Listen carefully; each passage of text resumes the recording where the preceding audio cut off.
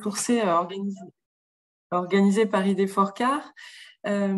Effectivement, il y a une petite remarque dans le chat. Le PowerPoint n'a pas défilé pendant cette partie d'attente. On en est navré. Néanmoins, vous pouvez retrouver nos prochains événements et les dispositifs en cours sur notre site internet. Alors, du coup, on est parti. Alors, voilà, il y a un défilement qui se fait manuellement pendant que je parle, donc vous pouvez en même temps en prendre connaissance. Je suis particulièrement ravie de vous accueillir pour ce webinaire donc sur les matériaux biosourcés. Les matériaux biosourcés, c'est un sujet d'actualité fort depuis quelques années et qui va se renforcer notamment dans l'industrie des mobilités. Et aujourd'hui, on a choisi de traiter ce sujet avec une approche très entrepreneuriale et donc en proposant à deux entrepreneurs du réseau d'échanger sur justement leur retour d'expérience sur le choix de la mise en œuvre des matériaux biosourcés. Donc, l'objectif du webinaire, c'est que voilà, vous puissiez avoir une vision de ces entrepreneurs de la mise en œuvre de matériaux biosourcés. Surtout, n'hésitez pas à poser vos questions au fur et à mesure du webinaire. Je me ferai fort de les relayer via. Donc, il y a un petit module questions-réponses, donc n'hésitez pas à l'utiliser. Donc, aujourd'hui, je vais juste vous partager mon petit PowerPoint de présentation. Je vous demande une petite minute. Je pense que vous voyez mon PowerPoint. Alors, aujourd'hui, le programme du webinaire va se dérouler vraiment en deux grandes parties. Donc là, je fais une petite introduction classique. Ensuite, l'idée, c'est qu'on ait les regards croisés de deux entrepreneurs donc, que vous voyez à l'écran. Donc, Gaël Lavaux de Gazeltech et Benoît Trouvé de Midipil, qui vont commencer par vous présenter en fait chacun leur structure et leur projet. Et ensuite, on dialoguera tous les trois et avec vos questions sur leur retour d'expérience. Et on fera une conclusion rapide sur les dispositifs d'aide ouverts sur ces sujets-là, sur les sujets de matériaux biosourcés en ce moment. Voilà, alors pour information, donc, en fin de webinaire, on vous fera passer un petit questionnaire auquel on vous demande de répondre si vous le souhaitez, parce que nous, ça nous permet en fait d'avoir un retour sur l'organisation des webinaires et surtout de pouvoir recontacter les adhérents qui seraient intéressés pour travailler, les adhérents ou les non-adhérents d'ailleurs, qui seraient intéressés pour travailler sur tel ou tel sujet. Voilà pour cette introduction. Alors, avant de passer la main à Gaël pour la présentation de Gazeltech, je voulais juste partager avec vous une petite définition, parce qu'aujourd'hui, il y a beaucoup on parle de biomatériaux, on parle de matériaux biodégradables, de matériaux biosourcés. Donc, juste pour cadrer un petit peu, je vous ai mis là la définition qu'on trouve sur le site de l'ADEME, qui nous rappelle qu'un produit biosourcé est fabriqué avec de la matière issue du vivant. Et vous pouvez voir en fin de définition, je me suis permise de mettre en gras la portière de voiture et effectivement, on voit bien que, alors même si pendant longtemps ça a été réservé notamment à la construction, aujourd'hui dans le domaine des mobilités, c'est un vrai sujet d'actualité. Alors, je vais arrêter mon partage et je vais passer la parole à Gaël. Alors Gaël, bonjour à tous. Oui. Alors, il faut que je retrouve comment est-ce qu'on partage là, parce que je l'avais en haut et je ne l'ai plus. Comment ça se fait ce truc? Pardon. Ça doit être en bas de ton écran. Ah oui, partagé. Très bien. Ok, super. Merci. Tac. Voilà. Est-ce que vous voyez tous bien mon écran? Oui, très bien. Parfait. Bonjour à tous, ravi d'être avec vous aujourd'hui pour vous parler de ce qu'on a pu faire en lien avec les matériaux, les nouveaux matériaux et notamment les matériaux d'origine naturelle qu'on souhaite à terme intégrer dans notre véhicule. Gazeltech, donc c'est un projet qui a été lancé en 2014 qui vise à donner accès à tous à une mobilité plus durable. Et ça passe en partant d'un constat en fait hyper simple. Alors je vous la fais un peu rapide, hein, mais c'est que les 3/4 de la consommation d'un véhicule, c'est son poids.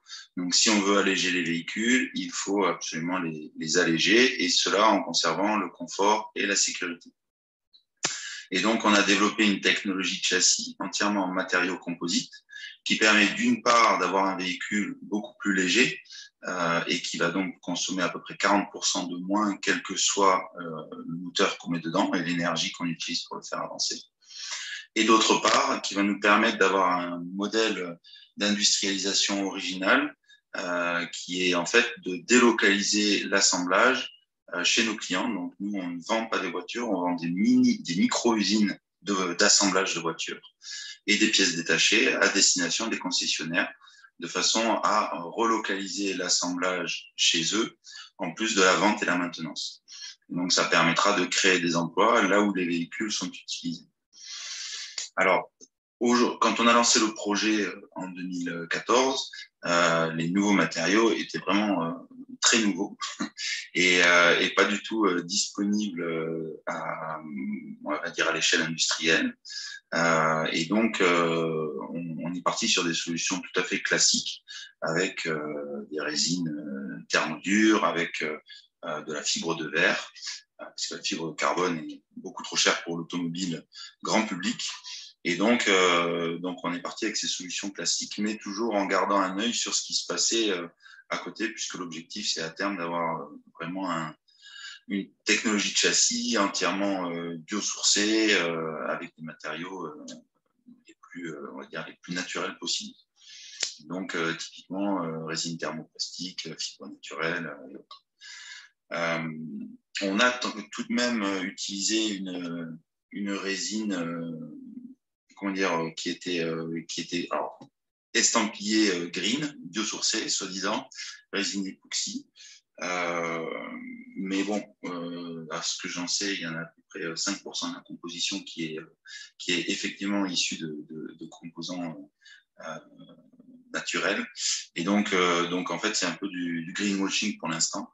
En revanche, on essaye d'aller de plus en plus à la fois sur les aspects non structurels, ça on a déjà commencé à le faire, et sur les aspects structurels, ça suivra bientôt. Voilà, et donc dans la suite de ce webinaire, je partagerai avec vous les différents tests et les différents essais qu'on a pu faire, de façon à pouvoir vous partager ces expériences, et puis si possible vous éviter quelques écueils. Merci beaucoup, Gaël. Benoît, je te propose de prendre la suite. Allez. Dès que j'ai la main, allez, c'est parti. Hop. Tac. Ok. Véronique, tu me confirmes que c'est en plein écran? C'est bon. Alors, non, on voit la partie présentateur là. Ah oui, alors attends, je fais l'échange.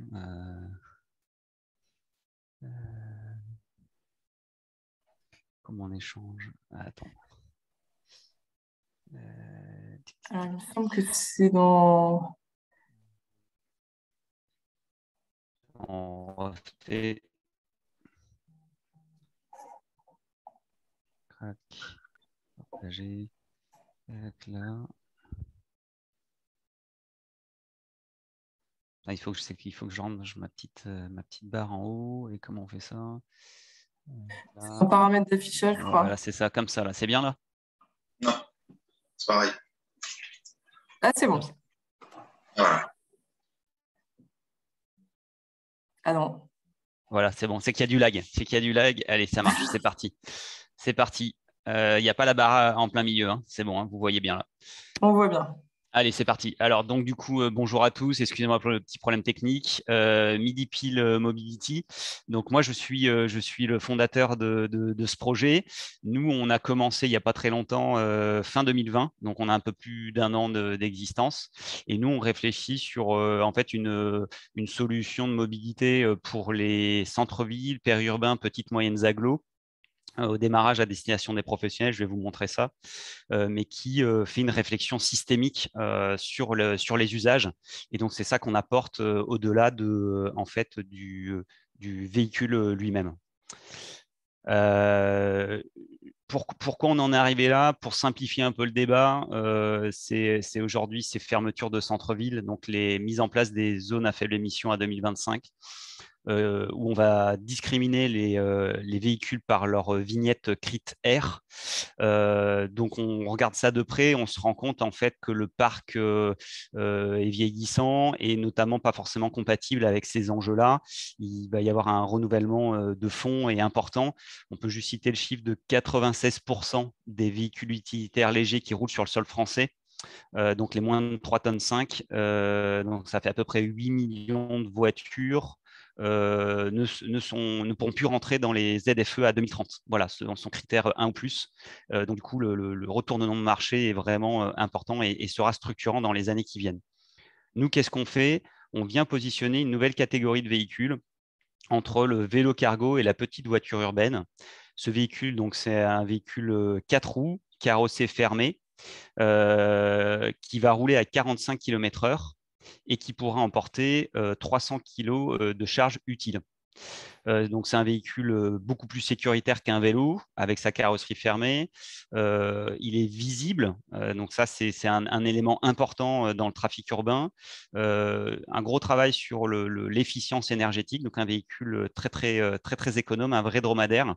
Et puis, un certain nombre de caractéristiques particulières, la modularité, donc une plateforme arrière, je vais vous montrer ça aussi un peu plus dans le détail, qui peut avoir des applicatifs plutôt de transport de biens et de colis, mais aussi du transport de personnes. Et puis un véhicule, en fait, par sa vitesse, qui va pouvoir faire du périurbain urbain et finalement prolonger l'usage du vélo cargo. Nous, on propose quoi? On propose donc un véhicule. Là, vous voyez 3 versions. Donc, une version pick-up, caisse et duo. Donc, 2 places l'une derrière l'autre. Mais c'est aussi un véhicule qui s'appuie, pardon, c'est un service qui s'appuie sur un SaaS, Software as a Service, c'est-à-dire que c'est un véhicule connecté. On récolte de la donnée et on peut aussi pinguer le véhicule, lui demander des informations pour améliorer son usage, le sécuriser, optimiser. Et puis, la dernière brique sur laquelle s'appuie le projet, c'est une indépendance énergétique. C'est un gros travail sur la partie production d'énergie embarquée ou stockage d'énergie, avec plusieurs innovations à la clé. Nous, ce qu'on propose, c'est vraiment un service clé en main pour les professionnels, un service de proximité et une location au mois avec ou sans engagement. Alors, le type d'acteurs avec qui on travaille aujourd'hui, c'est des habitués de la logistique, logistique urbaine et logistique industrielle. Pour ceux qui connaissent moins la logistique industrielle, ce sont tous les transports de biens matériels et personnes aussi dans des grands sites, type Chantier de l'Atlantique, Airbus ou des sites Naval Group, par exemple, et où le vélo, en fait, dans le cadre professionnel, est assez problématique parce qu'il peut entraîner des accidents du travail.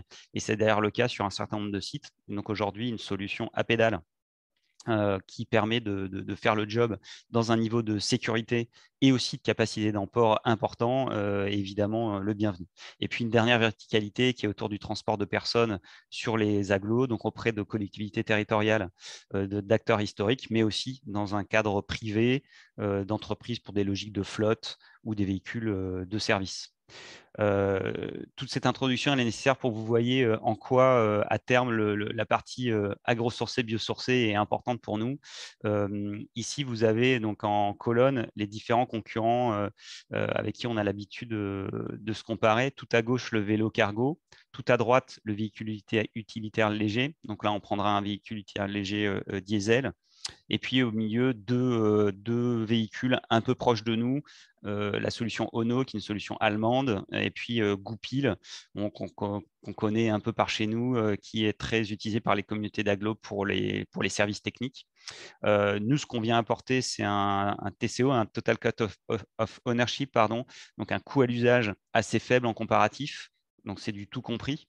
Des éléments importants sur la charge utile, la vitesse et l'autonomie, donc l'autonomie en kilomètres. Vous l'aurez compris, on a une partie photovoltaïque, des pédales et un ou plusieurs packs batteries. Donc, on vient se positionner de manière assez intéressante. Et enfin, ce qui nous intéresse plus aujourd'hui, c'est l'analyse de cycle de vie au global, avec des ambitions assez fortes. Aujourd'hui, on estime qu'un vélo cargo, tout compris, donc vraiment fabrication, usage, recyclage, on est aux alentours de 20 grammes de CO2 au kilomètre. Évidemment, il faut faire un certain nombre d'hypothèses, donc c'est une simplification des éléments. Mais si vous voulez qu'on en reparle, ce sera avec grand plaisir. Donc nous, on a un objectif de 40 grammes de CO2 au kilomètre. Pour simplifier, aujourd'hui, nous, on essaye globalement de diviser par 10 les empreintes carbone par rapport à une solution véhicule utilitaire léger traditionnel. Notre service donc, sera vendu en location en mois. Il n'y aura pas de vente directe au début, mais à terme, on le fera. On veut juste raccorder un prix marché cohérent. Et notre modèle de développement, c'est de la massification en usine. Donc, on est intégrateur, on reçoit nos composants, roues, moteurs, batteries, on les assemble et ce sera opéré depuis des antennes qui auront une assez grande autonomie et qui feront la personnalisation, le SAV et l'animation commerciale. Voilà les quelques milestones de notre aventure. Donc, on vient de démarrer 2021, la pré-série en 2022, monter en cadence sur 2023 avec une petite ligne pilote, et puis après une accélération sur les années qui viennent. Je vous montre ça juste pour vous sachiez qu'on est très très au début de notre projet, qu'on lance les préventes le 15 juin. Donc voilà, si ça peut faire sens par rapport à vos activités, n'hésitez pas. Et puis on a une homologation à faire, donc en catégorie L6. Donc on est un petit peu moins attendu que de la catégorie AM de Gaël, mais en tout cas c'est une vraie préoccupation, et notamment par rapport à des efforts des efforts ou des rayons ou tout un tas d'éléments réglementaires qui peuvent avoir leur importance. Donc j'en ai terminé moi pour ma partie présentation projet. Je passe sur la partie biosourcée. Avant de rentrer un peu dans le détail et vous montrer un peu où on en est, je voulais reposer cette sorte de mind map, ces 4 piliers sur lesquels un peu on s'appuie pour imaginer une mobilité bas carbone et compatible avec la neutralité. Vous l'avez entendu, je vous ai dit une division des émissions par 10. Donc nous, on est une entreprise à mission. Et c'est ce qu'on a mis en fait dans nos statuts. C'est d'essayer de proposer des solutions qui vont diviser par 10. Donc, on est obligé d'aller beaucoup plus loin que le véhicule et même que des matériaux. Donc, c'est ce que vous avez un peu sur la partie gauche et haute, c'est-à-dire du design to CO2.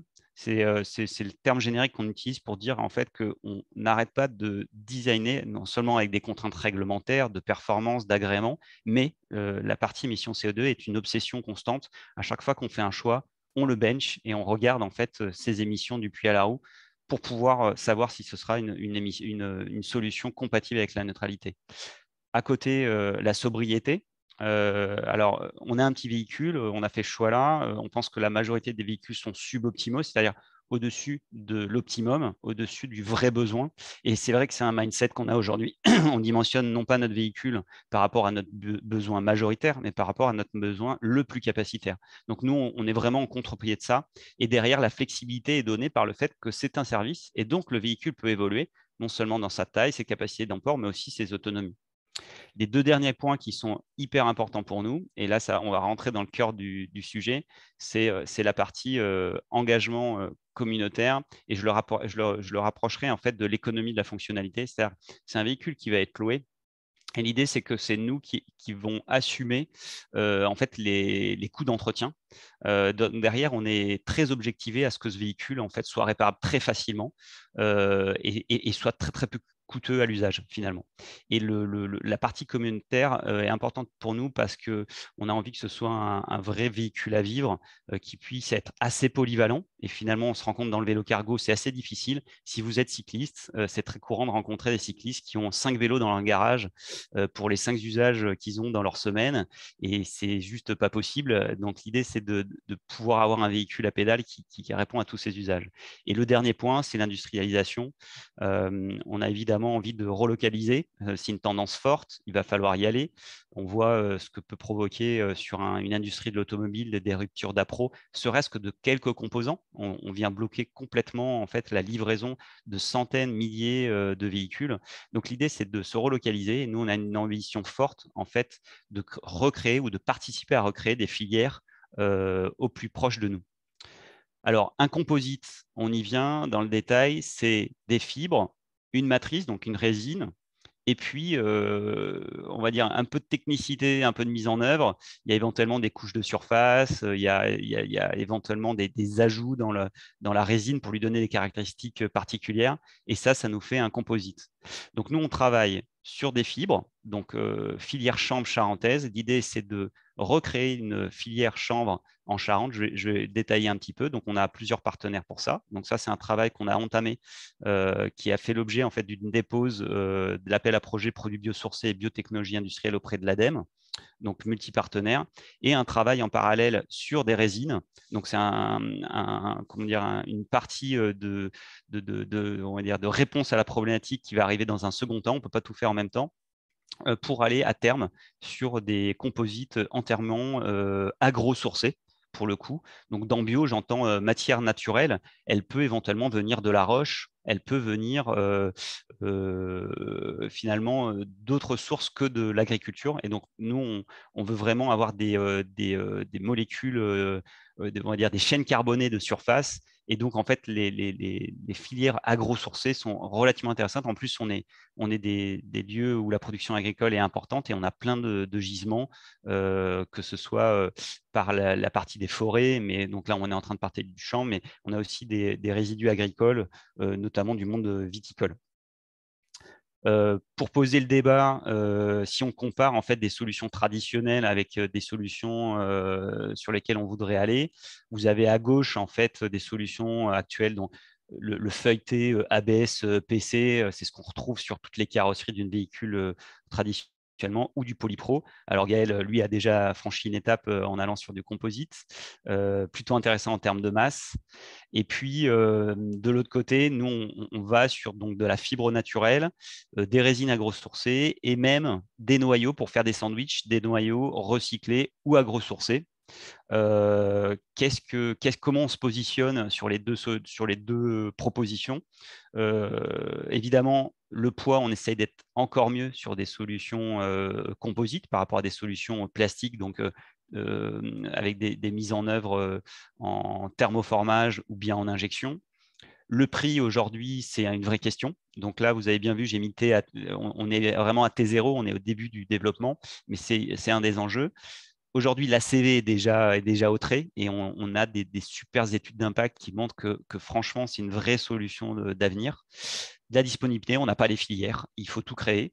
Et puis, la partie recyclabilité, c'est assez intéressant.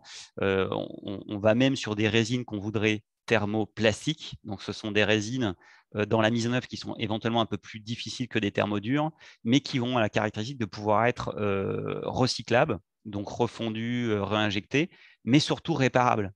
Et en fait, c'est ça l'idée, c'est de se dire qu'une carrosserie demain, on n'a pas forcément besoin de la changer quand elle est cassée, mais qu'on peut éventuellement la patcher, la réparer. Alors, il y a des soucis de sécurité, évidemment, on ne fera pas ça sur toutes les pièces, surtout pas les structurelles, mais en tout cas, on pourrait aller sur ce genre de solution et avoir des rendus qui sont aujourd'hui assez intéressants. Donc, nous, les verrous aujourd'hui qu'il faut lever, c'est principalement avoir à disponibilité ces matériaux. Ensuite, c'est de travailler vraiment sur l'allègement. Donc ça, c'est vraiment du travail composite assez traditionnel, mais avec un update des caractéristiques mécaniques. Il faut qu'on travaille sur la durabilité. Évidemment, ce sont des matières naturelles, donc elles évoluent, elles sont sensibles aux paramètres hygrométriques et aux rayons, que ce soit réparable. Et puis aujourd'hui, on a évidemment cette problématique de cadence de production, d'industrialisation et de fin de vie. J'en profite pour donner ce petit chiffre au passage. La part des plastiques dans une vaste de véhicules aujourd'hui est en croissance. C'était 17% en 2011, on est à 30% là sur le dernier chiffre que j'ai trouvé.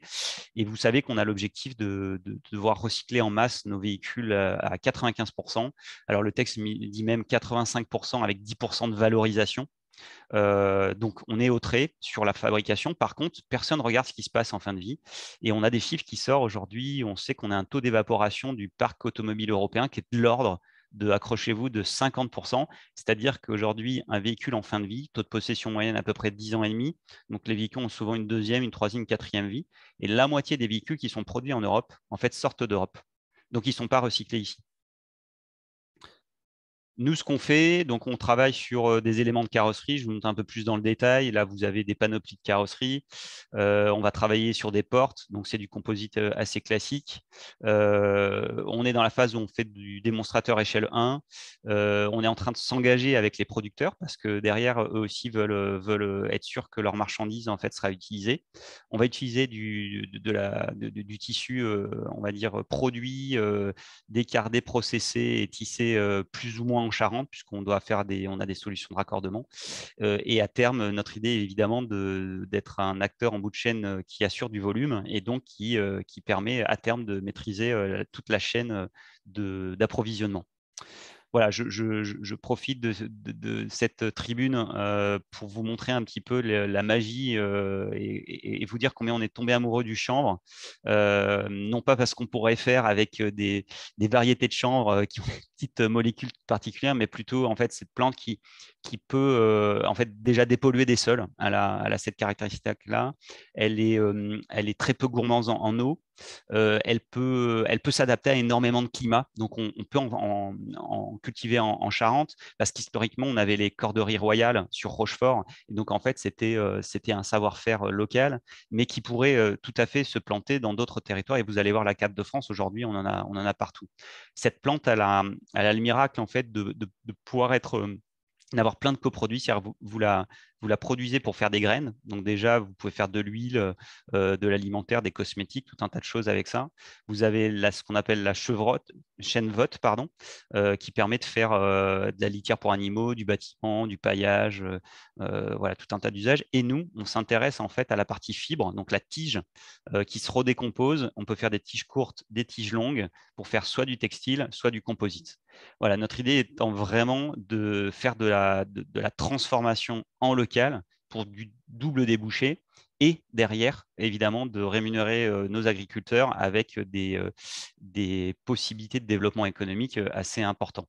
Voilà, on ne va pas passer très longtemps sur ces modèles économiques, mais c'est intéressant parce que vous l'aurez compris, c'est des projets systémiques. On n'est pas forcément, nous, que constructeurs, on est aussi un acteur du territoire avec, on va dire, tout un écosystème. Il faut comprendre les flux des matières. Et je crois que le monde de demain, toute l'ingénierie, elle sera évidemment technique, technologique, mais elle sera aussi dans les organisations humaines. Et on a vraiment l'intuition que c'est une très, très grosse valeur. Je crois que le Covid nous a montré beaucoup de choses. Et donc, nous, on travaille carrément avec les agriculteurs du coin, avec les gens qui utilisent ces graines, qui les vendent. Et puis, demain, toute la chaîne pour la transformation de cette paille vers un tissu utilisable pour du composite. Donc là, on voit un petit peu comment ça se passe. On passe des contrats, il y a des investissements machines. Il faut faire pas mal de choses pour arriver à avoir un composite exploitable. Voilà, et je finirai par cette slide avant quelques questions. C'est de vous montrer en fait que cette filière charentaise qui se monte n'est pas la seule. Il y a énormément de filières en France qui ont tout un tas comment dire ça, de cibles marché plus ou moins dédiés ou en recouvrement. Donc, c'est 6 pôles de chanvrières, 1500 producteurs, donc c'est énorme. Et puis, de se dire que nous, on a une innovation assez particulière sur le pôle charentais parce que elle se dédie principalement au composite et c'est ce qui n'existe pas aujourd'hui. On a une filière lin très très développée dans le nord de la France, autour de Caen, de la Normandie, avec des matériaux très très techniques. Aujourd'hui, on trouve un peu ce qu'on veut. C'est d'ailleurs une référence au niveau mondial. On a même des entreprises étrangères qui viennent acheter en France. Et l'idée, c'est de refaire des filières d'excellence aussi en France et en Europe. Et donc, on fait aussi la jonction entre en fait un tissu agricole des mondes on va dire des agriculteurs, qui aujourd'hui est un domaine très très en peine, qui a subi beaucoup de choses ces dernières années. Donc faire le lien entre finalement relocaliser du travail et de la valeur ajoutée et faire le lien avec une industrie. Automobile par exemple, mais on pourrait imaginer aussi beaucoup d'applicatifs. Et donc nous, on est évidemment porteur de ce projet-là et très très intéressé par tout ce qui va se passer dans les années qui viennent. Quelques éléments structurants, et vraiment, je m'arrêterai là, je ne me souvenais pas que j'avais cette slide, c'est de vous redire voilà, que tout l'enjeu en fait, des biocomposites, alors moi je vais plus loin, je dis même agrocomposites, c'est vraiment la CVE globale, puisqu'on peut vite dire des bêtises, il faut vraiment regarder ce qu'on fait. Il y aura beaucoup d'enjeux dans les années qui viennent sur l'innovation, la R&D et la technicité, beaucoup de brevets à poser. Il faut se souvenir que en fait, un tissu de chanvre ou de lin ou d'autres fibres naturelles, c'est de la paille. Et en fait, ça évolue dans le temps. Et c'est ça tout l'enjeu. Ça se gorge d'eau. Quand on les met dans un milieu humide, ça va évoluer en couleur, ça va évoluer en caractéristiques mécaniques. Donc, c'est des dimensions, en fait, des paramètres qui n'existaient pas sur une fibre de verre ou une fibre de carbone classique, où finalement, on était assez peu sensible. C'est des matériaux plus ou moins inertes ou quasiment inertes.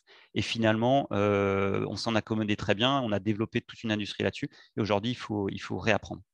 Et puis, je terminerai sur les usages derrière. Thermoplastique dit réparable. Donc, aujourd'hui, par exemple, on n'est pas forcément dimensionné comme ça. Aujourd'hui, on casse, on change, terminé.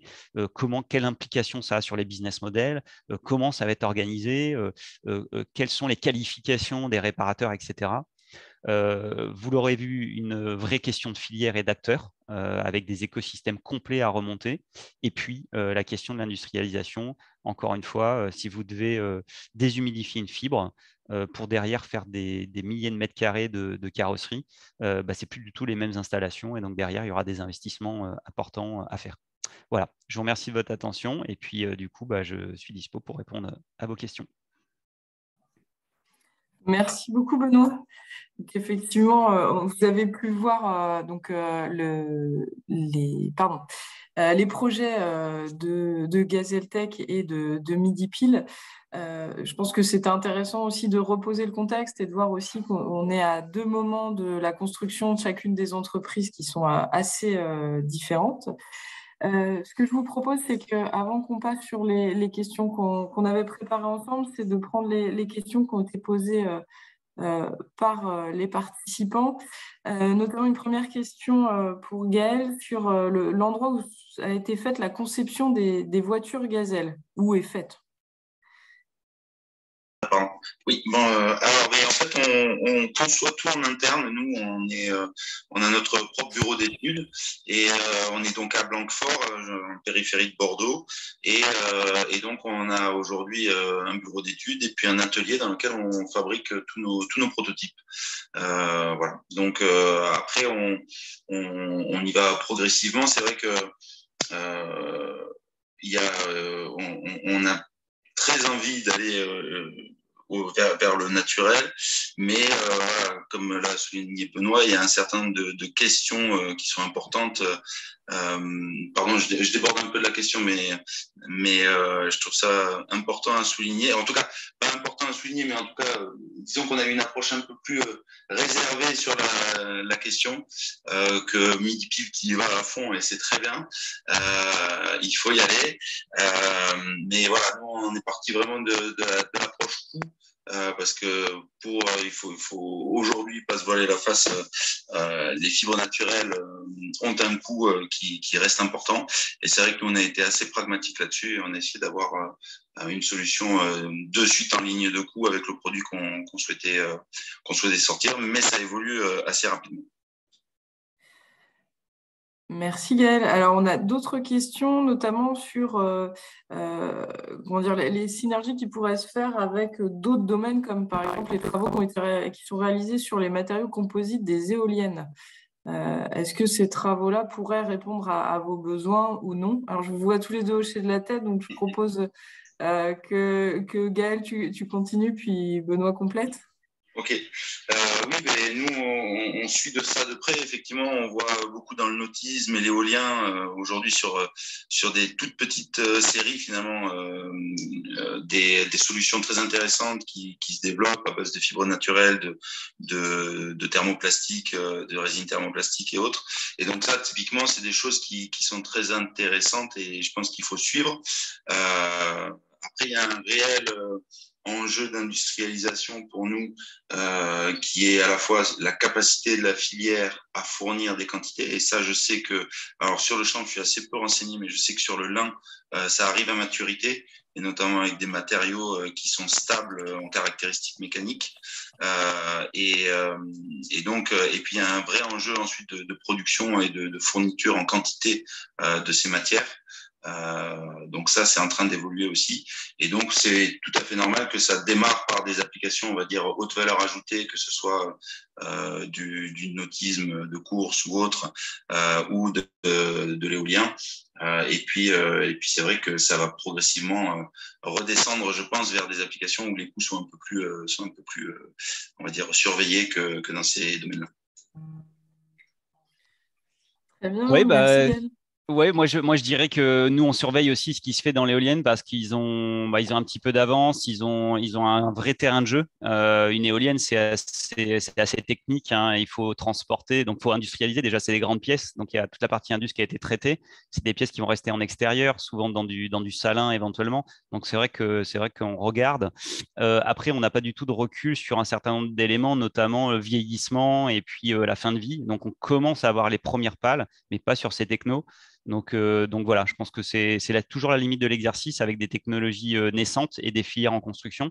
C'est qu'on a des bonnes idées et vous l'aurez compris, hein, nous on est peut-être un petit peu utopique, notamment sur la partie coût, mais en tout cas, on pense qu'il faut y aller. Il y a beaucoup d'avantages à y aller. Maintenant, il y a éventuellement beaucoup de milestones et beaucoup de choses à regarder. Donc oui, l'éolien est un point à regarder de près. Alors, on a des questions plus précises sur notamment le pourcentage de charge résine sur les matériaux que vous utilisez et peut-être en dire un peu plus sur la chimie des résines, avec notamment une question plus précise sur un comparatif recyclabilité polypro résine bio chargé au chanvre. Alors, je ne sais Ouais. pas si vous allez pouvoir rentrer dans ces détails-là, mais de manière générale, quelles sont les caractéristiques un peu plus techniques des matériaux que vous utilisez? Après, je sais qu'il peut y avoir aussi une question enfin voilà, vous êtes en train de travailler sur les matériaux, donc vous ne pouvez peut-être pas parler dans le détail de la technicité, mais que pouvez-vous nous en dire en tout cas? Vas-y, Benoît, je t'en prie, si tu veux. Ouais, d'accord. Alors, bah, moi, je vais dire ce qu'on est en train de vivre. C'est vrai que aujourd'hui, sur le marché, commencent à arriver des résines un peu particulières. Donc, je vais pas faire de pub, mais il y a un produit Arkema qui permet de mixer un peu le meilleur des deux mondes entre les thermodurs et les thermoplastiques. C'est-à-dire que ça s'infuse comme un thermodure, et puis derrière, ça a c'est un thermoplastique en fait, hein, donc ça a ses caractéristiques. Donc, notamment le fait que ça puisse être refondable. C'est même vendu comme dépolymérisable, c'est-à-dire on peut le solvant, en fait, il y a un solvant qui est fourni qui permet en fait de retrouver le monomère et donc de reconstituer on va dire une résine assez pure. Donc la question qui se pose par exemple sur le comparatif là qui a été fait entre du polypro et puis une résine champ, bah, c'est pas tout à fait comparable parce que on peut pas tout mettre tout en face. Moi, ce que j'ai envie de dire, c'est qu'aujourd'hui, on n'a pas la solution parfaite et qu'on est en train de tester plein de choses. Vous l'aurez compris, il y a du développement chimique derrière, hein. On a des gisements. Il y a une boîte qui s'appelle Arosia qui propose aujourd'hui une résine à base de sève de pin, donc dans le Pays Basque, mais les problématiques qu'on a principalement, c'est les TG, les températures de transition vitreuse qui sont très basses. Moi, j'ai un véhicule qui est photovoltaïque, je le mets au soleil, je ne peux pas me permettre qu'il fonde par terre. Donc voilà, on en est là aujourd'hui, c'est-à-dire qu'on n'a pas la solution idéale, mais on est en train de les travailler. Et si la question était qu'est-ce qu'on fait en fait d'un composite vs un thermoplastique traditionnel, bah, c'est une question, mais c'est pas impossible. C'est-à-dire qu'on se retrouve avec des fibres dans un thermoplastique et comment on les enlève. Donc il y a des étapes, hein, on peut mécaniquement faire des choses. C'est de la paille, donc ça a des caractéristiques spéciales. Donc derrière, il y a la technicité. Je n'irai pas plus loin sur le sujet, mais il y a du travail et des possibilités pour gérer ça. Maintenant, voilà, il y a des choses à développer, des filières à construire. Pas impossible sur papier, mais à développer, vérifier et mettre en place.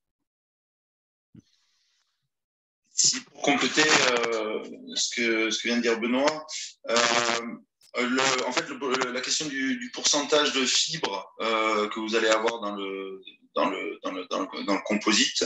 En fait, c'est la même question que vous allez vous poser sur n'importe quelle pièce composite, c'est-à-dire que, en gros, le pourcentage de fibres va dépendre du process de fabrication que vous allez utiliser, et après, vous allez réfléchir sur combien de fibres vous allez mettre pour avoir la résistance que vous souhaitez. Donc ça, le pourcentage de fibres, c'est le même que suivant, si jamais vous êtes en stratification à la main, vous allez être à 30-35%. Si vous êtes en infusion, vous allez être à 45-50%. Si jamais, enfin voilà, ça c'est plus le process de fabrication qui va donner le pourcentage de fibres. En revanche, vous allez décider de telle ou telle épaisseur en fonction des caractéristiques de fibres.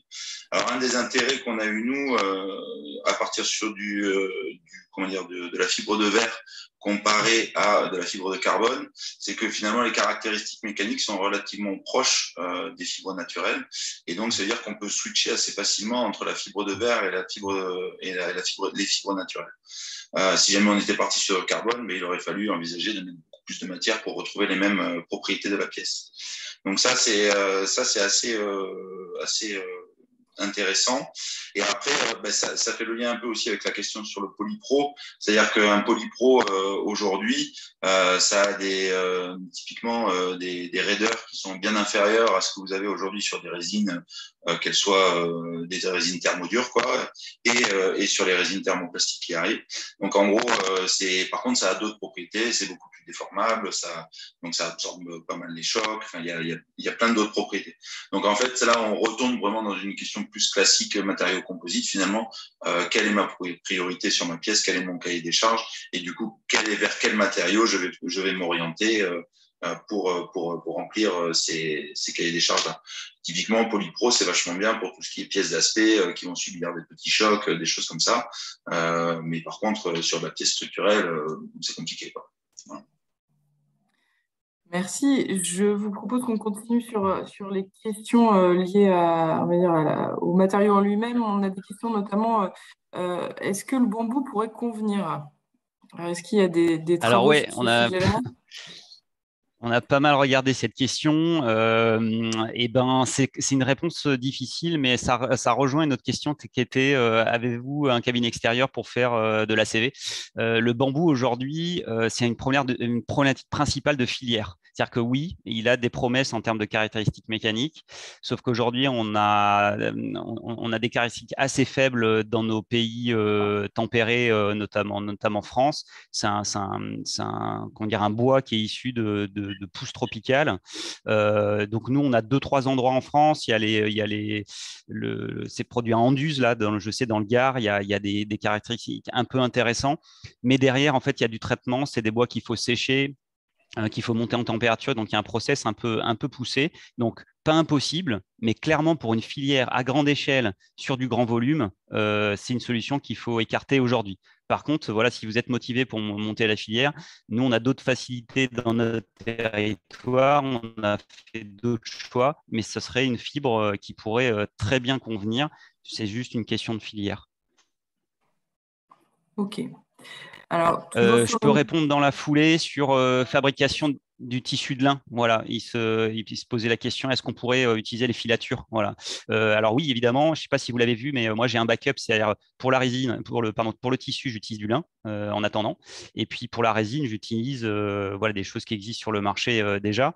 Nous, c'est des solutions de raccordement. Le lin, comme le disait Gaël, en fait, c'est une filière qui a plus de 20 ans, qui se structure très très bien depuis 10 ans, et on arrive à avoir du volume et de la constance. Et ça, c'est assez compliqué. C'est-à-dire, vous faites un calcul de résistance mécanique avec des caractéristiques, et puis vous vous retrouvez avec un lot de composite, un lot de tissu, et donc derrière de composite qui n'a pas les caractéristiques. Évidemment, vous ne pouvez pas garantir en fait que vous passerez notamment la réglementation ou que votre châssis ne va pas se plier en deux sur un effort trop important. Et les plantes sont trop différentes pour pouvoir, on va dire, faire la passerelle, et on est obligé de redévelopper. Et aujourd'hui, la majorité des machines qui utilisent la fibre de chanvre, malheureusement, font du textile. Et pour faire du composite, c'est légèrement différent. Après, on rentre vraiment dans la technicité, mais pour en dire 2 mots, vous avez différents types de tissus pour différents types d'usages. Par exemple, si vous voulez prendre des gros rayons de raccordement, des petits rayons de raccordement, on peut imaginer différents tissages. Donc, vous avez du 0,90, vous avez des sergés qui sont beaucoup plus souples. Vous avez des taffetas qui sont plutôt rigides, mais qui ont à peu près des caractéristiques dans les 2 directions assez homogènes. Donc, en fait, la question aujourd'hui, c'est de monter sur les bases du lin, en fait, une même filière chanvre.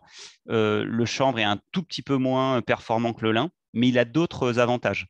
Un avantage, c'est carrément la plante. En fait, c'est le coût de production de la plante et la plante qui elle est capable de dépolluer, qui a d'autres vertus, qui peut avoir des coproduits. Donc, il faut regarder la question dans son ensemble. Il y a une autre vertu du chanvre qu'on ne connaît pas, c'est que c'est une plante dont le une porte en lin et que vous ne la recouvrez pas, c'est comme une maison en bois. À terme, elle va devenir toute blanche. Alors, est-ce que nous, clients, on sera d'accord pour ça? Je pense que la tendance est oui, mais c'est quand même une vraie question. Par exemple, le chanvre ne le fait pas. Tu parlais des variations entre le lin et le chanvre. Là, on a une question sur les variations autour de, comment dire, les variations. On expliquait tout à l'heure que comme c'est une matière vivante, effectivement, on peut avoir des caractéristiques qui diffèrent. Est-ce que vous avez un ordre d'idée en pourcentage des variations qu'il peut y avoir sur le même produit, Gaël, peut-être? Alors, justement, avant qu'il y ait tout ce travail, la solution elle est relativement simple, hein, je crois, d'après ce que j'en sais et ce que nous a dit notre partenaire de fourniture de lin. En gros, il y avait quand même des assez fortes variabilités sur les caractéristiques mécaniques des fibres et de l'ordre de 20-30%, quelque chose comme ça pouvait être vraiment important. Mais ils ont pallié finalement le problème, eux, en croisant des lots. C'est-à-dire que en croisant des lots de différentes origines et tout ça, entre les lots, il y a des différences de caractéristiques, mais quand on les croise, finalement, on a une caractéristique qui n'est pas la meilleure, qui n'est pas la moins bonne, mais qui est quelque chose de stable. Et là, pour le coup, ils arrivent à avoir de la reproductibilité. Et c'est pour ça que ça devient envisageable d'utiliser ces matériaux sur des pièces structurelles. Et c'est là que ça devient important parce que utiliser des matériaux, des fibres naturelles dans les pièces d'aspect, ça se fait déjà à l'appel dans l'industrie automobile. Chez PSA, il y en a plein en intérieur et tout ça. Mais ce ne sont que des pièces d'aspect. C'est-à-dire que finalement, si les caractéristiques varient de 30%, on s'en fiche. Ça n'a pas d'impact sur la performance du véhicule en lui-même. Et ça va tout de même avoir son application parce que aussi un des avantages de l'utiliser sur des pièces intérieures, c'est que ces fibres naturelles souvent sont assez sensibles à la reprise d'eau. C'est-à-dire que si jamais elles sont pas intégralement noyées dans la résine, typiquement si vous avez un bord de pièce que vous avez usiné, vous allez couper de la fibre, vous allez avoir de la fibre qui va être à l'air libre ou au contact de l'humidité, et vous avez des risques de reprise d'eau. C'est-à-dire qu'il faut, dans le process de fabrication de la pièce, si vous voulez éviter ça, venir étanchéifier ce bord de pièce, qui est une étape supplémentaire en production et qui peut ne pas forcément être simple. Donc voilà, donc sur des aspects non structurels, ça se fait à l'appel et finalement alors la variabilité, on s'en fiche un peu du matériau. Par contre, sur des pièces structurelles, et c'est là que c'est important, il faut vraiment avoir des caractéristiques méca stabilisées. Et ce travail a été fait alors je ne sais pas sur les autres filières d'appro type chanvre, mais en tout cas sur le lin, le travail a été fait. Ok. Et dans la même question, est-ce qu'on a une notion de durée de vie sur ces matériaux vivants? Est-ce qu'on se dit que voilà, un composite biosourcé, ça va être 5 ans, 10 ans de durée de vie, ou est-ce qu'on est sur quelque chose de similaire aux matières déjà existantes? Qui veut... Alors, ouais, moi, bon, j'ai pas de réponse sur cette question-là, mais juste, je le casse parce que c'est important aussi à savoir. Un des points forts, donc ça, peut-être Benoît, il aura des infos sur les durées de vie. à ma connaissance, il n'y a pas grande différence. En revanche, un point qui est différent et qui est très intéressant, notamment, et qui peut aider à basculer vers les fibres naturelles, c'est qu'en termes d'amortissement sonore, notamment vibration et tout ça, c'est très, très, très performant et beaucoup plus que le carbone ou le verre. Donc, ça a des propriétés très intéressantes sur l'isolation phonique et sur l'amortissement de bruit dans des structures fermées, typiquement. Et je te passe la main, Benoît, sur la partie durée. Je sais pas. Ouais, alors c'est en cours de caractérisation, c'est-à-dire qu'on commence à avoir un petit peu de recul sur les fibres lin, parce que maintenant on les utilise un peu, mais c'est vrai qu'il y a eu des vieillissements accélérés, on commence à se dire, c'est des fibres, il faut penser que c'est un matériau vivant, et je crois que je l'ai déjà dit, mais en gros, c'est comment vous allez le mettre dans les conditions pour que ces matières, quoi. Et d'ailleurs, on parle de fibres, mais c'est pareil pour les résines. Et si en plus elles sont agrosourcées, biosourcées, on a les mêmes problématiques avec les matrices, quoi. Donc en fait, moi, je botterai un peu en touche. On a des données constructeurs, hein, ils ont caractérisé, ils ont mis ça dans l'eau. Par contre, tout est lié à l'usage de ce que vous en ferez. Est-ce que les fibres sont protégées aux UV? Est-ce que quand vous avez un impact, vous avez les entrées d'eau? Sachez que une fibre par capillarité, surtout pensez que c'est une paille, hein, c'est une paille comme une paille de blé.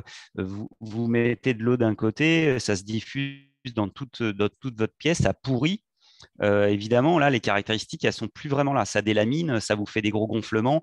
Bon, donc voilà, je pense qu'il y a une réponse théorique et après, il y a beaucoup de cas pratiques. Et donc, je pense qu'on reporte la question pas tant sur l'évolution de caractéristiques de la fibre en elle-même. C'est une manière de réfléchir plutôt fibre de verre, fibre de carbone inerte, que dans l'usage qui sera fait et comment elle va être protégée, réparée, utilisée. Merci. Alors, il y a un complément fait par Quentin Drouet sur le fait qu'il y ait une forte variabilité sur les fibres, mais sur les composites, même variabilité sur les propriétés mécaniques que pour les composites renforcés verts. Oui, oui. Alors là-dessus, Gaël a dit une partie de la réponse. Je complète. En fait, tous les fabricants de tissus ont ce souci-là. Donc, en fait, ce qu'il disait, ils croisent les fibres. Donc, il faut penser qu'en fait, vous avez différents lots. Ils sont mélangés. Et en fait, ça permet d'homogénéiser les caractéristiques mécaniques et donc de faire une grosse production qui a une caractéristique moyenne. Et ça, tout le monde fait ça. Voilà, donc on pallie au fait que si vous prenez l'agriculteur à côté de chez vous, c'est pas le même que celui qui est à 70 bornes. En fait, on le gère, quoi. Ok. Alors, il y a un certain nombre de questions autour de l'analyse du cycle de vie. Alors déjà, des questions sur comment vous faites cette partie-là d'analyse de cycle de vie. Est-ce que vous le faites en interne ou est-ce que vous le faites en externe? La fin de vie que vous envisagez pour les résines ou les matériaux, mais je pense que tu l'as abordé tout à l'heure, Benoît, dans ta présentation. Et une réaction sur la cotation, sur l'analyse du cycle de vie, où effectivement un participant indique que sur une étude record sur les matériaux biosourcés, donc les gains environnementaux dus à la fabrication n'ont pas été mis en évidence, ils ont même été a priori sur cette phase-là plutôt négatifs sur l'usage des sols, mais par contre les gains étaient plutôt sur la phase usage grâce à la légèreté notamment, mais avec des valeurs situées dans l'incertitude de calcul. Donc effectivement, il y a...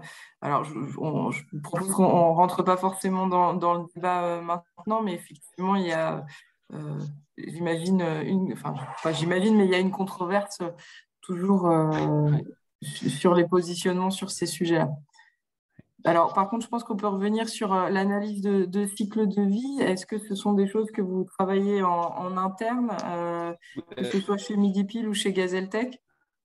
Ouais, allez, je commence, tu complètes, Gaël. Évidemment, nous, c'est un souci quotidien. Donc, on est parti de zéro. Hein, on ne savait pas faire. On a appris. On s'est fait accompagner. On a eu la chance d'avoir par le territoire zéro carbone de La Rochelle, par les CE. Là, on a eu un financement d'une première analyse globale par la méthode Quanti-GES. Et ça a permis de cadrer, en fait, de savoir de quoi on parle et aussi de prendre conscience de comment c'est calculé. Est-ce qu'on raconte des blagues? Est-ce que c'est réaliste? Et clairement, je peux vous dire, j'ai fait l'exercice. Ouais, c'est des blagues, c'est jamais parfait, c'est un modèle. C'est-à-dire que vous avez tout un tas d'études qui sont recroisées, vous avez des données, on vous dit tel matériau, ça émet tant à produire à l'hectare, bah, vous appliquez le coefficient et puis terminé. Mais sauf que c'est une moyenne, donc c'est pas vrai là, c'est pas vrai ici. Donc il faut partir déjà du principe que c'est une modélisation de la réalité.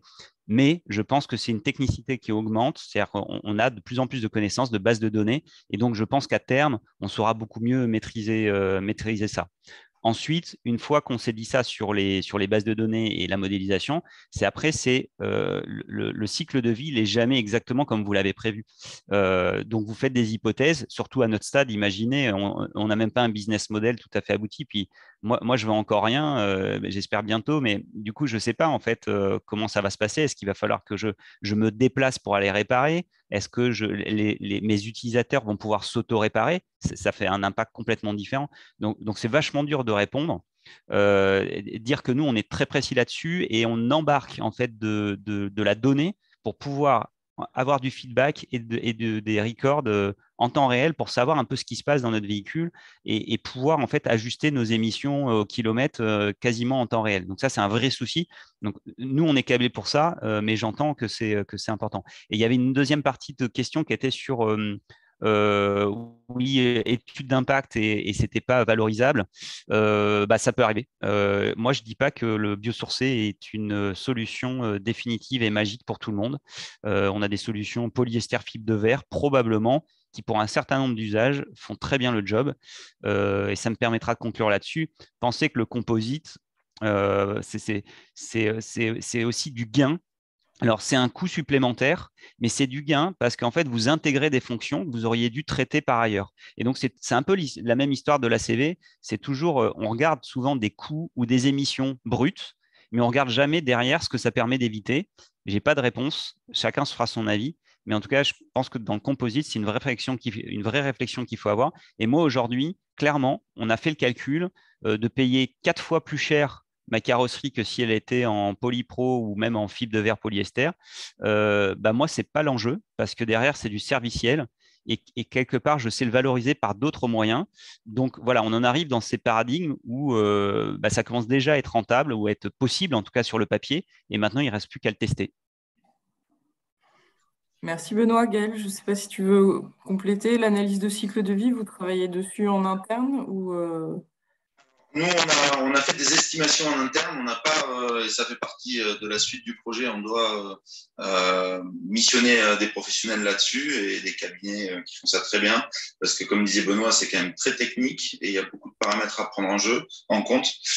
En revanche, ce qu'on a fait, c'est qu'on a quand même essayé d'évaluer l'intérêt de ce qu'on faisait en termes, alors pas forcément de cycle de vie, mais d'émissions de CO2 de nos châssis. Ce qu'on sait, et donc on s'est comparé à des châssis monocoques en acier pour donc notre châssis en composite. Donc j'ai pas de chiffres précis sur tout ce qui est nouveaux matériaux et donc matériaux, enfin plutôt plus exactement matériaux biosourcés. En revanche, ce que je sais, c'est que le composite, lui, a un impact environnemental en CO2 à la fabrication qui est à peu près 3 fois moins important au kilo que l'acier et que notre châssis est 2 fois plus léger qu'un châssis classique. Et donc, on a un impact réduit d'environ d'un facteur 6 sur l'impact CO2 de nos châssis à la fabrication en comparaison avec un châssis acier. Donc voilà, on sait ça, donc on sait qu'on va plutôt dans le bon sens. En revanche, on n'a pas de données précises sur tout ce qui est matériaux biosourcés et il faut bien entendu qu'on fasse valider tout ça par des professionnels. Merci. Alors, avant de continuer sur les questions, je vais juste me permettre une petite digression parce qu'il est midi et traditionnellement, c'est l'heure dans nos webinaires où des gens partent manger. Et Donc, il je est fais midi pile, juste… hein. Il est midi pile, c'est vrai qu'il faut Tout il à faut le fait, noter. il est midi pile, soulignons-le. Du coup, juste pour ceux qui ne pourraient pas attendre avant d'aller déjeuner, surtout n'hésitez pas à l'issue de ce webinaire, si vous avez des questions, si vous voulez creuser le sujet, à nous contacter. Vous aviez mes coordonnées et vous devez les avoir par ailleurs, où elles sont sur le site internet, sinon c'est facile, véronique.rottière@idforcar.org. Donc surtout, n'hésitez pas, en tant que pôle de compétitivité, on est là pour vous aider. Voilà, donc je vous propose qu'on reprenne les questions. Alors, il y a pas mal de questions autour de la filière d'approvisionnement, mais avant, j'aimerais bien qu'on reprenne une question assez précise sur l'existence ou non d'un crash test pour une qualification de véhicule de type L6E. 6. Non, pas l'obligation. Nous, on a des efforts latéraux, frontaux, dorsaux. Et puis après, des essais ceinture, des choses assez classiques. Donc, après, voilà, il y a vraiment un monde entre la catégorie L et la catégorie M.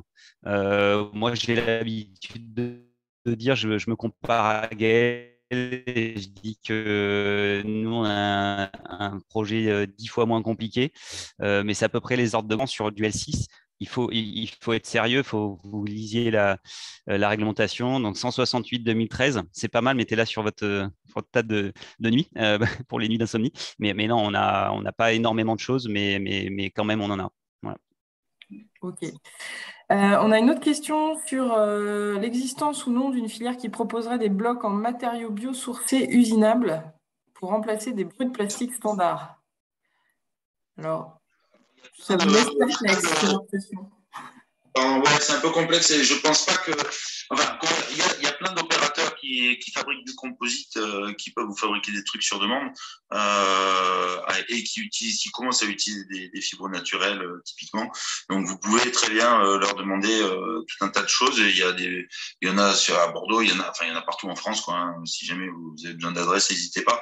Mais en revanche, je crois pas qu'il y ait de blocs de matériaux qui existent comme ça, prêts à être usinés, quoi. Ok.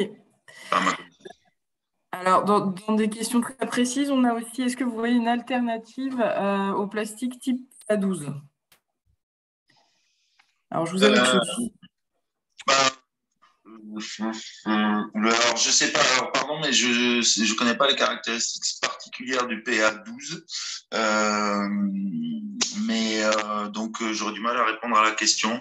Mais il faut regarder, encore une fois, là, se référer à votre cahier des charges produit, voir ce dont vous avez besoin en termes d'élongation, de raideur, de tout ça. Et puis ensuite, essayer de voir s'il y a des alternatives avec des résines thermoplastiques, par exemple, qui peuvent tout à fait remplacer, quoi. oui, là, quelque part, pour ce type de questions-là, assez C'est du précis nylon. sur… Ouais, c'est du nylon. Pardon, moi j'ai peut-être un élément de réponse. Oui, c'est des fibres très techniques.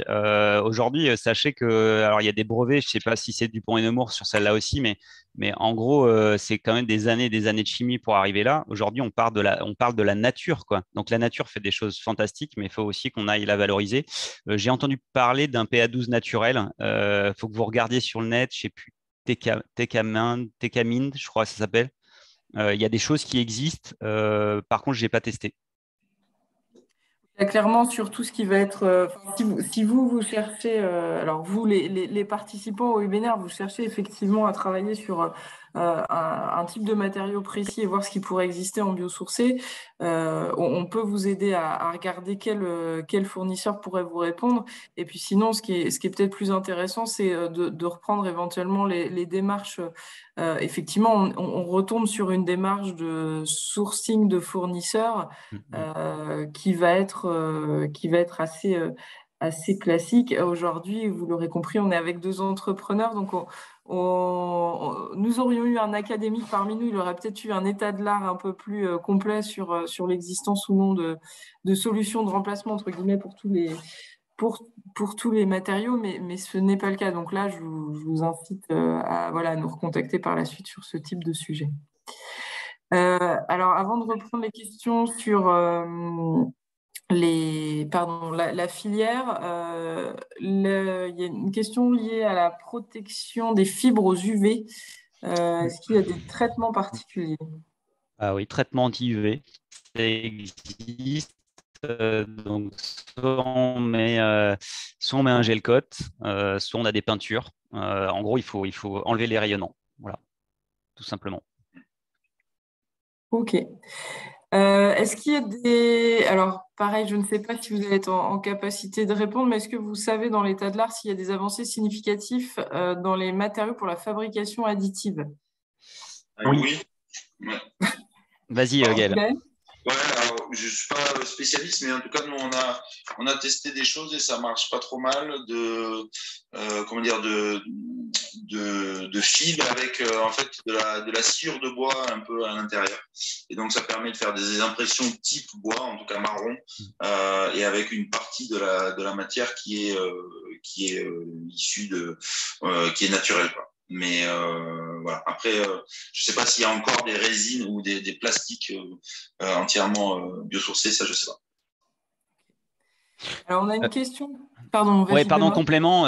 Nous, pareil, moi, j'ai une très petite expérience en impression 3D. Peut-être que la personne, en fait, est un cadre et saura déjà beaucoup mieux que nous. Mais nous, on a acheté une impression 3D grande dimension. Aujourd'hui, le véhicule que vous avez derrière moi, la carrosserie, sauf les portes, on a tout fait en impression 3D pour le prototypage. Donc, on a testé plusieurs matières et je peux vous garantir que c'est un foisonnement sur le marché. Il y a plein de matières techniques. Donc, j'aurais tendance à dire oui, on trouve tout ce qu'on veut. Toujours pareil, il faut tester et paramétrer ces impressions, puisque c'est ça la difficulté. Voilà, grande dimension, nous, on est très soumis au warping et il faut à peu près des centaines de matières. Donc, prototypage, OK. Après, pièce série, à voir, quoi. Alors, on a une question autour des renforts en bois et des matrices ciment. Là, je pense que vous allez être un peu court parce que j'imagine que dans vos véhicules, il y a assez peu de ciment. J'imagine et je sais qu'il y a assez peu de ciment, donc on va avoir des difficultés pour répondre à cette question-là. Désolé. Oui, il y a une question sur l'organisation de l'écosystème et de la filière d'appro. Peut-être, je pense que vous en avez pas mal parlé tout à l'heure, et notamment le fait que ce soit vraiment en construction. Alors après, on voit que les filières se structurent, alors suivant aussi les différentes matières. Euh, Aujourd'hui, est-ce que on peut peut-être se poser la question, est-ce qu'aujourd'hui vous estimez que votre filière d'approvisionnement, elle est stabilisée et elle est fiable dans le sens où vous vous dites, bah voilà, demain, je ne fais que de la fabrication lin ou chanvre, par exemple, je vais avoir une production stable et certaine, parce qu'il y a aussi toute une notion, alors on n'a pas eu de question sur ce sujet-là, mais je pense que c'est important. Aujourd'hui, on voit, Benoît, tu l'avais évoqué, hein, dès qu'on a un composant qui disparaît, ou qui est comment dire, qui est difficile à trouver, on met un peu la filière à l'arrêt. Donc là, comment sur ces nouvelles filières, on s'assure d'être dans de la pérennité, de disponibilité de matières premières? Ouais, très bonne question. C'est peut-être même le point central. Alors, en préalable, nous, aujourd'hui, on ne met pas tous les œufs dans le panier et on ne va pas faire une carrosserie 100% biosourcée, fibre matrice, quoi, hein. Faudrait être un petit peu dingue pour faire ça. On va avoir des solutions de raccordement, non seulement sur les fibres et ou sur des thermoplastiques, sur des solutions classiques, hein. Donc, nous, vraiment, on ne se coupe pas de tout ce qui existe, mais ça va être une vision moyen-long terme. Et donc, aujourd'hui, il faut aller créer ces filières. Alors, si nous, Midi Pile, qui sommes en mode startup, on commence il y a un an, on n'embarque pas ça, je ne sais pas qui va le faire, quoi. Pourquoi les constructeurs ne peuvent pas le faire aujourd'hui? Plus pour une raison de coût, Gaël l'a dit, mais aussi de volume. C'est-à-dire que si vous voulez aller sur des panneaux beaucoup plus grands, quand vous sortez 10 000, 15 000, 50 000, 100 000 véhicules l'année, il faut trouver la matière et on ne l'a pas. Donc nous, on a fait ce calcul, on a regardé. Nous, nos agriculteurs, ils sont déjà presque rentables avec tous les coproduits que vous avez vus sur le champ. D'ailleurs, au passage, le lin n'a pas cet avantage-là. C'est-à-dire que vous cultivez du lin pour sa fibre. Vous n'en faites pas grand-chose d'autre, quoi. Vous avez un petit peu de fourragé, je crois. Mais globalement, le chanvre a cette magie-là, c'est que vous pouvez déjà quasiment être rentable juste sur la graine. Et tout le reste, en fait, c'est du coproduit. Donc, en fait, c'est des plantes à hyper haute valeur ajoutée. Donc, coproduit, ah oui, filière. Ah oui, on a fait un calcul. J'espère que vous m'entendez, parce que on me dit que ma connexion est instable. Au pire, je répéterai. Ouais, on a fait un petit calcul. Aujourd'hui, nous, on serait capable de produire avec 15 hectares de chanvre, on serait capable de produire plusieurs centaines de véhicules. Donc, je ne sais pas si vous voyez le ratio. On pourrait imaginer en fait que, en fait, on n'a pas besoin d'amener des matières qui traversent la planète, qui sont semi-finies ici, semi-finies là. On pourrait quasiment avoir le champ de chanvre devant sa fenêtre et les machines qui vont bien pour pouvoir produire un véhicule quasiment local. Vous voyez, c'est un petit peu le rêve, le doux rêveur là qui vous parle, mais c'est quand même des choses qui sont touchables avec beaucoup de travail, mais qui sont pas impossibles. Ok, alors je vous propose qu'on prenne la dernière question donc, sur l'intérêt de l'éco-conception qui est plus que nécessaire pour se mettre au service de la performance d'usage. Hormis la notion de location et de réparation, est-ce que vous proposez d'autres services? Donc ça, c'est pour Midi Pile. Oui, oui, oui. Écoutez, déjà dans la réparation, vous avez plein de choses à dire. Nous aujourd'hui, par exemple, on propose une valise Diag qu'on fournit à nos clients gratuitement pour qu'ils puissent s'auto-diagnostiquer et donc s'auto-réparer pour leur niveau 1. Voilà, donc c'est ce genre de service-là. Après, il y a tous les services autour de la donnée, de la data. Alors, vous pouvez être offline, mais finalement, ça n'a pas trop d'intérêt. Ça dépend de votre usage. Là, vous réfléchissez probablement en particulier sur votre véhicule de tous les jours. Vous l'aurez noté, nous, on s'adresse principalement aux professionnels qui aujourd'hui sont dans une logique de logistique. Et donc, en fait, avoir de la data est hyper intéressant pour eux. Ils ont des questions de sécurité, de traçabilité, d'anticipation de maintenance, de sécurisation de flux, etc., etc. Donc, en fait, aujourd'hui, toutes ces données sont hyper précieuses pour eux parce que ça leur permet de beaucoup mieux gérer et d'optimiser et donc derrière, en fait, d'avoir un coût de fonctionnement réduit. Merci.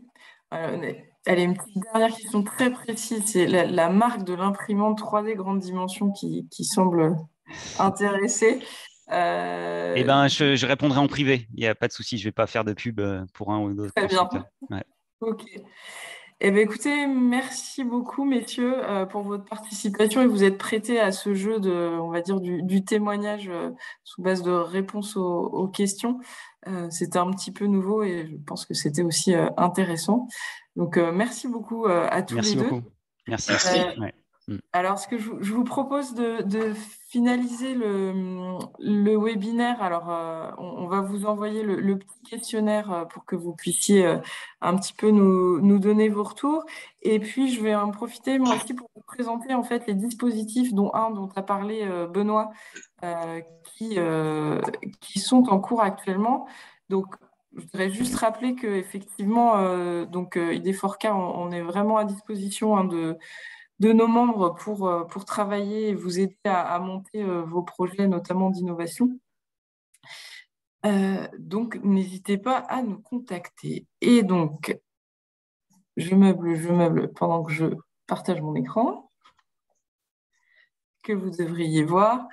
Les dispositifs existants qui, aujourd'hui, sur le thème des matériaux biosourcés, on a des choses très précises, comme notamment l'appel à projet produits biosourcés de l'ADEME. Donc, il y a une première clôture, là, le 31 mai, mais je pense que même si vous êtes bien avancé dans votre projet, c'est un petit peu court. Néanmoins, la bonne nouvelle, c'est que le dispositif est ouvert pendant un peu plus d'un an et demi, et donc il va y avoir des relèves régulières tous les 4 mois. Donc ça peut être un dispositif assez intéressant. Je rentrerai dans le détail juste après pour vous expliquer ce qu'il comprend. Après, par exemple, en Nouvelle-Aquitaine, la région va organiser des workshops bientôt sur l'intégration de produits biosourcés. Donc, si vous êtes sur cette région-là, et il se trouve que effectivement Gazeltech et Midipil en viennent aussi, n'hésitez pas à nous contacter pour qu'on vous donne les infos. Il y a aussi au niveau européen, en juin, s'ouvre un appel à projet donc d'un organisme qui travaille sur la partie Bio-Based Circular Materials, donc vraiment les produits biosourcés. Donc pour l'instant, on n'a pas tout à fait le contenu des appels à projets, mais idem, si c'est quelque chose qui pourrait vous intéresser, n'hésitez pas à nous le faire savoir et on vous transmettra les infos au moment de l'arrivée. Pour information, vous pouvez déjà vous inscrire. Il y a un webinaire qui est organisé courant juin par la Commission européenne sur ces appels-là. Donc, vous pouvez tout à fait vous inscrire. Et le dernier, je vous ai mis, et toujours les dispositifs d'innovation, hein, tous les dispositifs d'innovation classiques, entre guillemets, qui existent aujourd'hui, avec lesquels on travaille déjà, comme l'innovation collaborative en Pays de la Loire, en Nouvelle-Aquitaine, en Bretagne, ou même les dispositifs d'innovation nationaux, typiquement peuvent être des vaisseaux intéressants pour travailler sur ces sujets-là. Donc, avant de terminer, je voudrais juste... donc, je vous ai remis un contactez-nous, nous sommes là pour ça. Je pense que le message est passé. Juste sur l'appel à projet produits biosourcés, il y a 3 thèmes. Donc, des thèmes qui vont être l'élargissement des gisements de biomasse, des procédés liés à la transformation de la biomasse, mais surtout celui qui va plutôt intéresser, on va dire, la communauté ID4CAR, ça va être plutôt la partie accompagner l'industrialisation, qui est le 3e thème. Sur ce thème-là, le montant minimum, alors on est sur des projets assez structurants, hein, le coût total du projet doit être de 5 millions d'euros minimum. Ensuite, sur le nombre de partenaires sur ce type de projet, ça peut être soit du monopartenaire, soit un consortium, donc avec un maximum de 5 partenaires. Et là, je vous ai mis un petit tableau récapitulatif. Hein, donc, suivant l'intensité de l'aide, peut être en gros de 25 à 80% en fonction de la taille de l'entreprise et en fonction du type de dépenses et du fait que vous soyez sur un projet collaboratif ou non. Voilà. Écoutez, je vous propose qu'on close ce webinaire. Merci encore aux participants et aux intervenants pour leur participation. Surtout, n'hésitez pas à nous recontacter pour avoir plus d'infos, notamment sur les dispositifs qui sont ouverts. J'espère que ce webinaire vous aura intéressé et puis je vous souhaite maintenant un très bon appétit et un bon week-end. À bientôt.